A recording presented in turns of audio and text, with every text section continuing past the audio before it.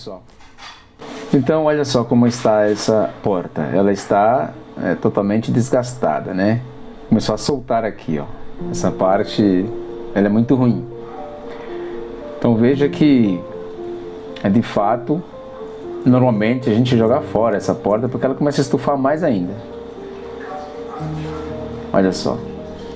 Então agora vamos fazer uns furos aqui. Já coloquei um parafuso e veja como ficou. Já ficou firme, só um parafuso. Nós vamos colocar mais um aqui e outros. Usa uma broquinha fina para menor que o diâmetro do parafuso para poder pegar a rosca.